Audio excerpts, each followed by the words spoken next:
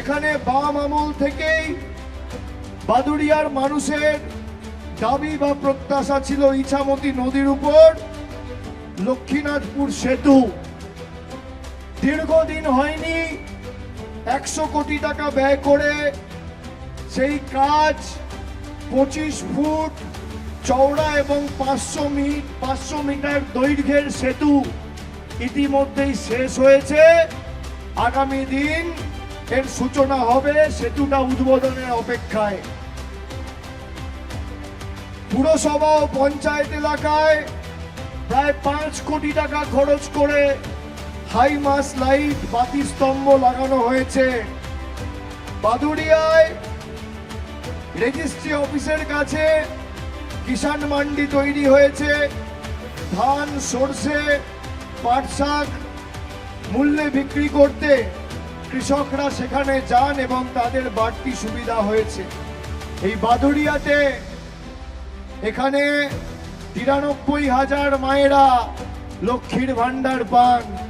এখানে 3 লক্ষের বেশি মানুষ বিনামূল্যে রেশন, খাদ্য সাথী প্রকল্পে বিনা পয়সায় আপনারা খাদ্য সামগ্রী পাচ্ছেন। কৃষক বন্ধু প্রকল্পে 57,000 কৃষক ভাইয়েরা রাজ্য সরকার দ্বারা আর্থিক সাহায্য সহযোগিতা পেয়েছেন। 18,715 জনই বাদুড়িয়া থেকে যুব সাথীর টাকা পেয়ে গেছেন গত মাসে। এ মাসেও পাবেন, পরের মাসেও পাবেন, তার পরের মাসেও পাবেন। এটাই হচ্ছে আমাদের সরকার। পথশ্রী 3 আর পথশ্রী 4 প্রায় 50 কোটি টাকা খরচা করে 110টি রাস্তার নির্মাণ, পুনর্নির্মাণ এবং সংস্কার করা হয়েছে। দীর্ঘদিনের বাদুড়িয়ার কৃষক ভাইদের দাবি একটা কোল্ড স্টোরেজের, একটা হিমঘরের।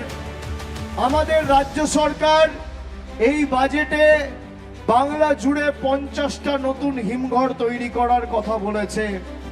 সেখানে লিটন জেতার পর আগামী জুন জুলাই মাস থেকে বাদুড়িয়ায় একটা বিশেষ হিমঘর বা কোল্ড স্টোরেজ আমাদের সরকার করবে কৃষক ভাইদের জন্য।